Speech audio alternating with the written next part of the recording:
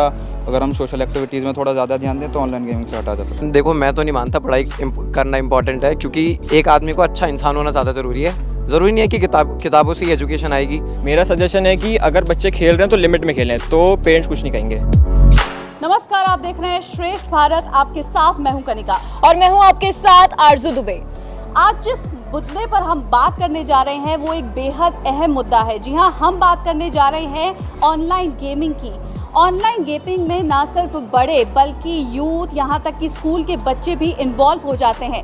और प्रॉब्लम तब आने लगती है जब सारा समय इन्हीं ऑनलाइन ऐप्स पर बीतने लगता है, जहाँ पर गेम्स खेलने का सिलसिला कुछ इस कदर शुरू होता है कि ख़त्म होने का, रुकने का नाम नहीं लेता है। और प्रॉब्लम और ज़्यादा तब बढ़ जाती है जब इसमें पैसे इन्वॉल्व हो जाते हैं।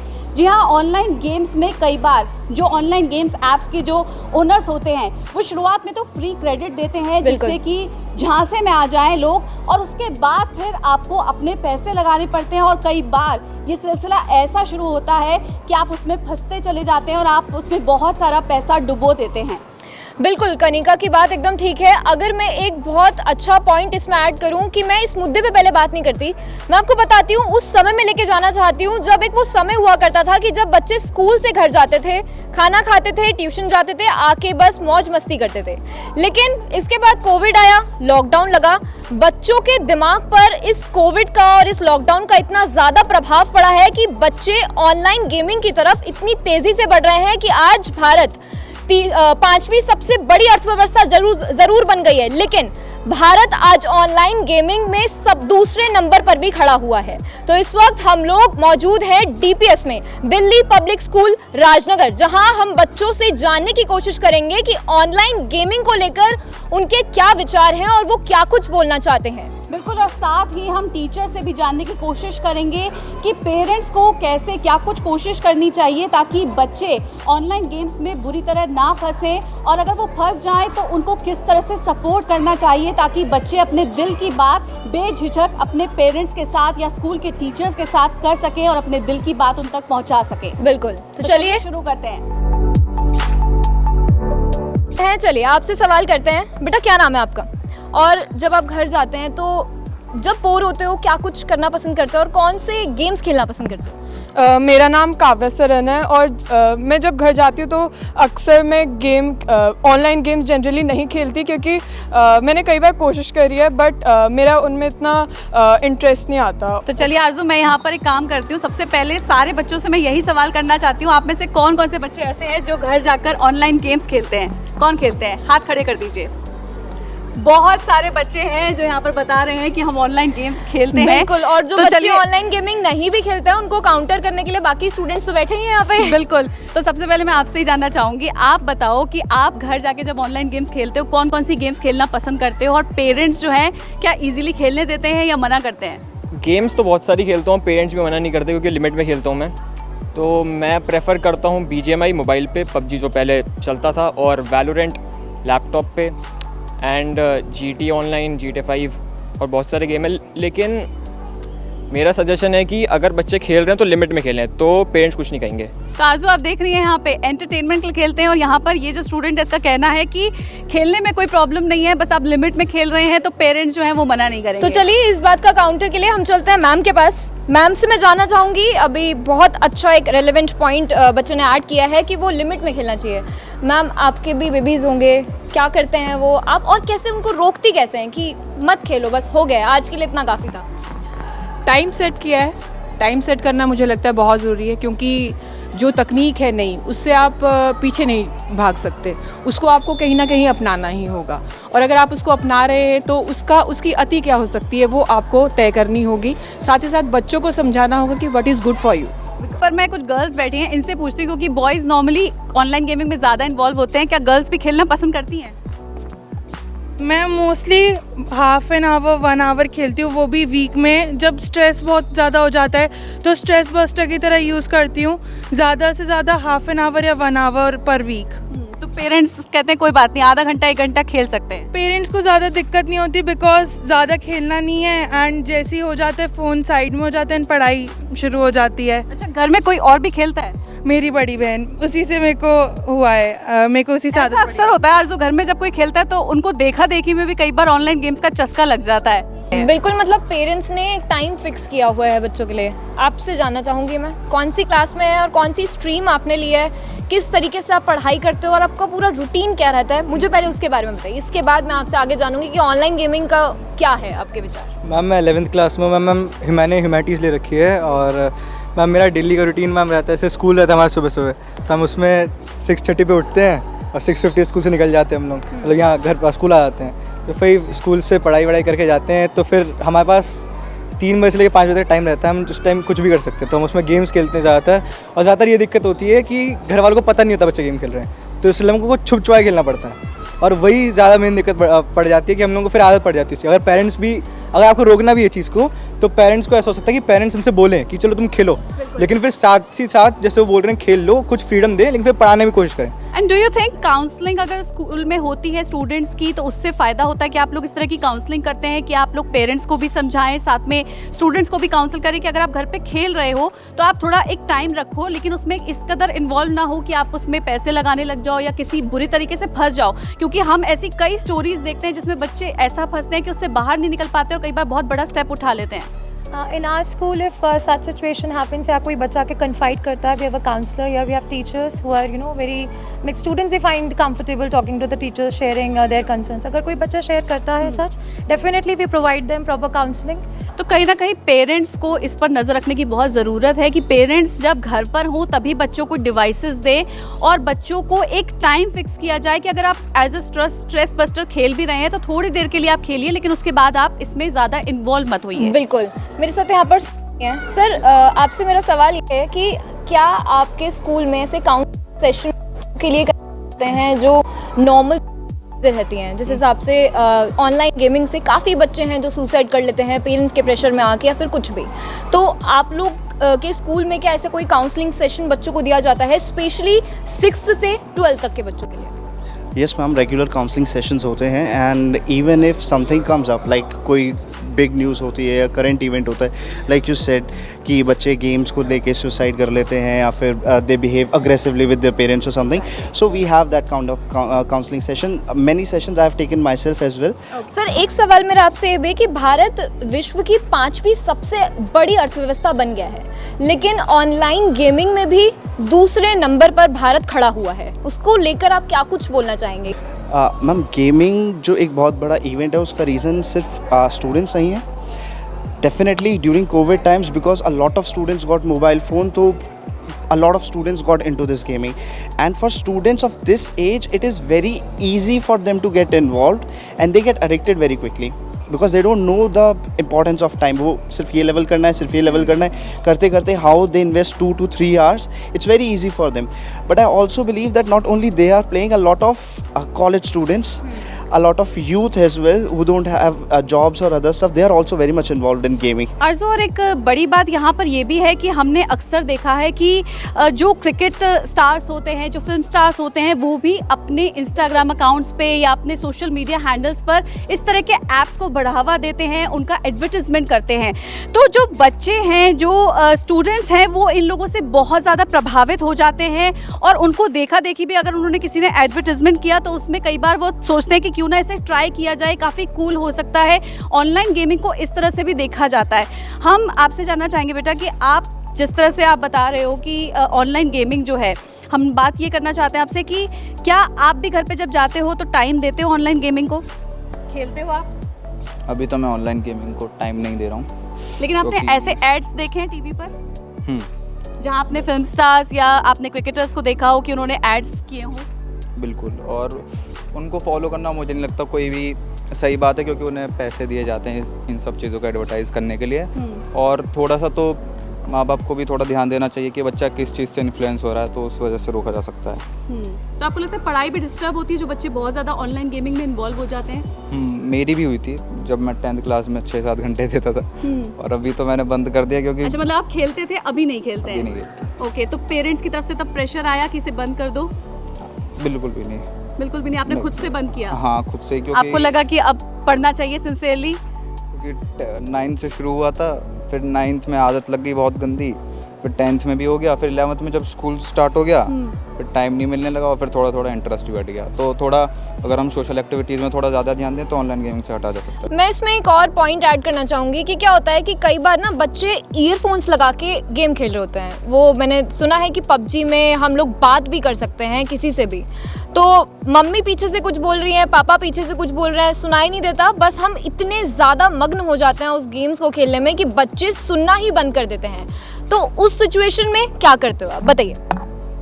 मैम पहले तो मैं ऐसे खेलता नहीं हूँ ईयरफोन्स लगाकर, पर कभी कभार जब खेलता भी हूँ तब फिर मैं क्या करता हूँ, एक साइड का लगाता हूँ और एक साइड का निकाल देता हूँ ताकि अगर मम्मी बुलाएं तो सुनाई दे जाए। कभी कभार ऐसा भी होता है कि मम्मी या पापा बुलाते हैं तो नहीं सुन पाता हूँ, तो फिर बाद में डांट पड़ती है। डांट पड़ती है या फिर अच्छे से लगते भी हैं? मैम नहीं, डांट ही पड़ती है। डांट ही पड़ती है। मैं बहुत ज़्यादा BGMI खेलता हूँ और जब भी मेरे पास फ्री टाइम रहता है तो मतलब मेरा एक ही ऑप्शन रहता है कि मैं BGMI पे फोकस करूँ। ये BGMI है क्या? आप पहले हमारे दर्शकों को ये बताइए कि एग्जैक्टली बैठे रहिए।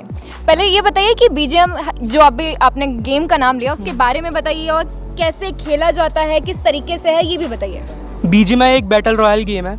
इसमें सब प्लेयर्स आपस में मिलके बात कर सकते हैं और मतलब ऑल अराउंड द इंडिया एक साथ खेल सकते हैं और जो दूसरे मतलब रिलीजन, कास्ट, सब मतलब हर प्लेयर साथ खेल सकता है। और ये गेम बहुत ज़्यादा एडिक्टिव है एक तरीके से, मतलब अगर कोई इसको खेलता है तो बहुत ज़्यादा इस पर एडिक्ट हो जाता है। प्लेयर्स बैठे हुए हैं एकदम जैसे क्रिकेट में होता है ना कि 12 प्लेयर्स इन अ मैच, बताइए। तो हमें लॉकडाउन में बहुत एडिक्ट हो गए थे हम गेम से, हम क्लासेस छोड़ के खेल ही रहे थे। फिर जैसे स्कूल खुला, हम स्कूल के आते ही हमारा गेम शुरू हो जाता, घर वाले क्लासेस ऑनलाइन चल रही थी, उन्हीं क्लासेस की बात करें कि आप उन क्लासेस को छोड़ देते। देख सकते हैं यहाँ पे एक बहुत अच्छा पॉइंट है कि क्लासेस चलती थी और बच्चे क्लास को ऐसे नज़रअंदाज करके ऑनलाइन गेम्स खेलते थे। आगे बताइए। हम घर जाते ही खेलने लग जाते थे, बुलाते थे कि भाई ऑनलाइन आजा चल खेलते हैं। खाने का हम ध्यान नहीं देते थे, खाना हमारा टाइम निकलता था 5-6 बजे तक हम खाना खाते थे स्कूल से आके, और मैं उसको बोलता हूँ कि भाई आजा खेलने आ, कोई आज नया गेम खेलते हैं। फिर उसके में डाउनलोड करवाने में टाइम वेस्ट होता था हमारा फिर इसी तरह हमारा टाइम लग जाता था पूरा। ठीक है, आप ही है ना इनके जोड़ीदार, आप ही है ना, आप ही खेलते थे। हम दोनों 9th बहुत ज़्यादा खेलते थे, पर 10th में फिर थोड़ी अपने आप अकल आ गई कि अपने आप अकल आई। वो अकल किसने दी आपको, मैं ये जानना चाहूँगी। पहले तो पेरेंट्स का थोड़ा सा प्रेशर था कि अब 10th आ गए तो थोड़ा पढ़ लेना चाहिए, पर फिर धीरे धीरे जब रियलाइज़ होने लगा ना कि बिल्कुल टाइम नहीं बच रहा है पढ़ाई के लिए, स्कूल से आती गेमिंग होती है, फिर कोचिंग वगैरह में टाइम बीतता है, फिर बस सोने का ही टाइम बचता था, तो हमने सोचा कि गेमिंग छोड़ ही देनी चाहिए। स्ट्रेस ऑफ माइंड दूर होने से ज़्यादा ये नहीं लगता कि चस्का लग जाता है, एक गेम खत्म हुआ उसमें हार गए तो फिर लगता है अरे एक और खेलना चाहिए, अब इसमें जीतेंगे। जी बिल्कुल, लगता तो है ही, लेकिन ना लिमिट सेट होती है। आपके पास खुद भी इतना टाइम नहीं होता, आपको पढ़ना भी है, लिखना भी है, पेरेंट्स के साथ भी टाइम स्पेंड करना है। सब लोग यहाँ बच्चे कह रहे हैं हम टाइम डिसाइड करके चलते हैं, 1 घंटा खेलते हैं, उससे ऊपर नहीं खेलते, उसके बाद पढ़ाई करते हैं। मैं आपसे जानना चाहूँगी क्या पॉइंट मैम ने बोला है और उन्होंने बताया, काउंटर कीजिए आप। एडवांटेजेस उसमें ये होते हैं कि हम नए वर्ड्स सीखते हैं जी।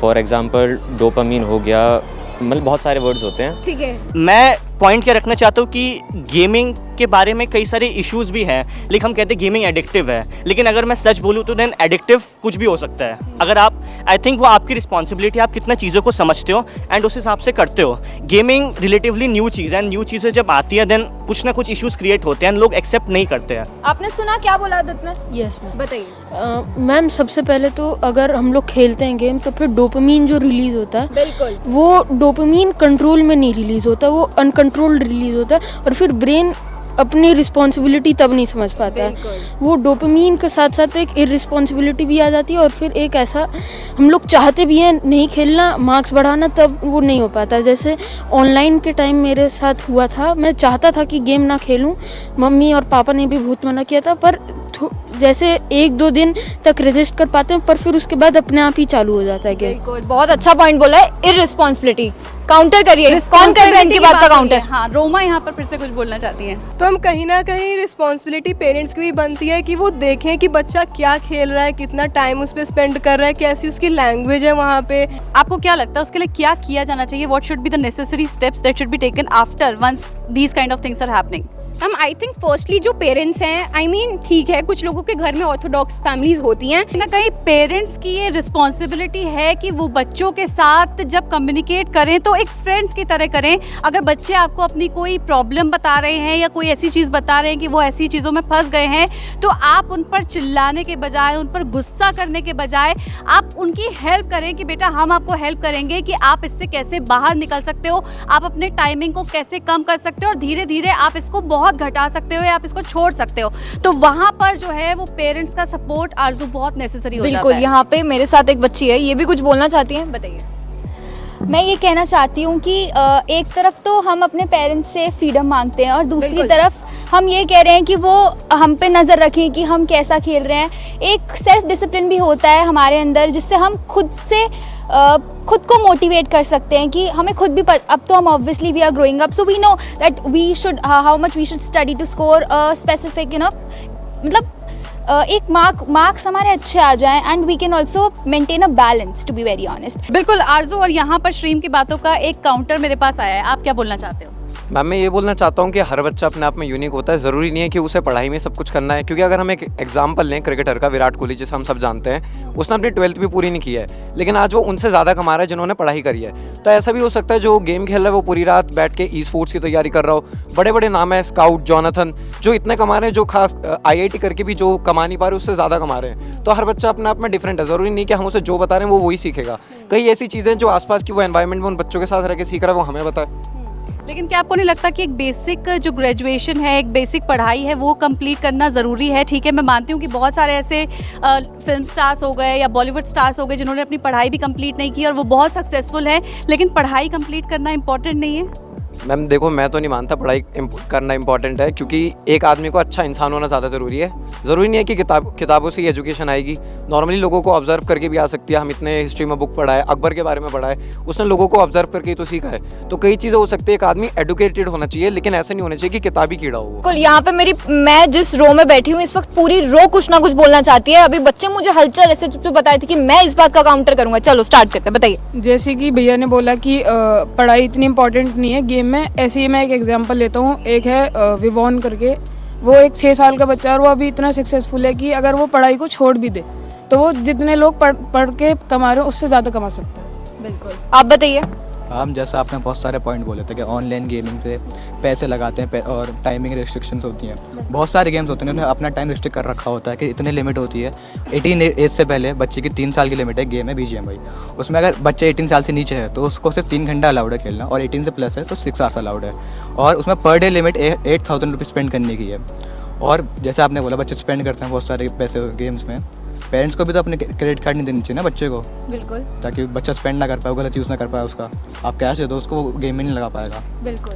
और जैसे ऑनलाइन गेमिंग और बेटिंग ऐप्स अलग होते हैं। मेनली पैसे जो लगते हैं वो बेटिंग ऐप्स में लगते हैं, ऑनलाइन गेमिंग में कम लगता है। और ऑनलाइन गेमिंग एक टाइप से सपोर्ट करते हैं हमारी इकोनॉमी को।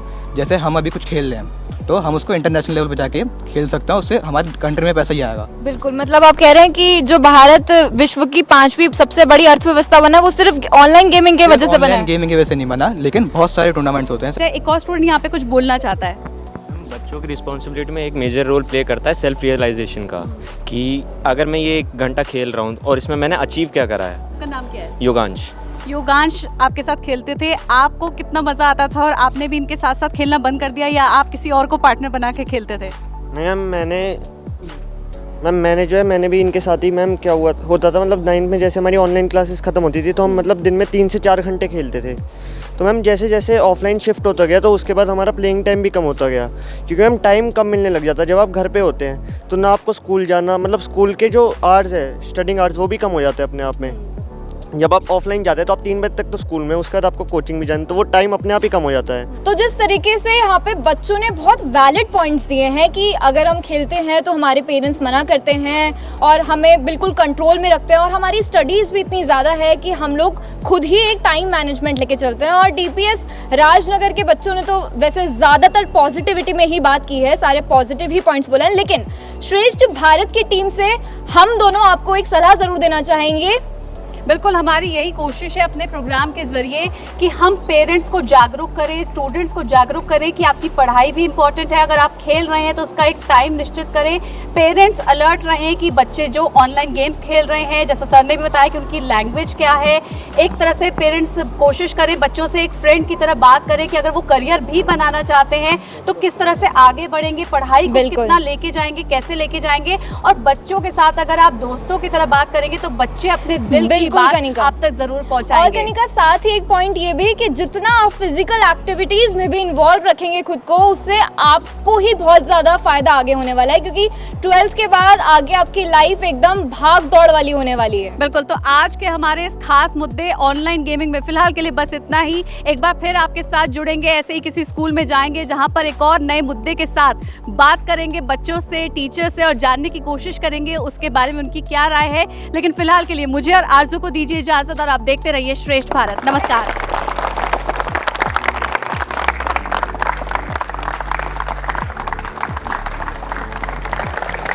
श्रेष्ठ भारत पर खबरों से जुड़े रहने के लिए चैनल को सब्सक्राइब करें, बेल आइकन दबाएं और देखते रहें श्रेष्ठ भारत।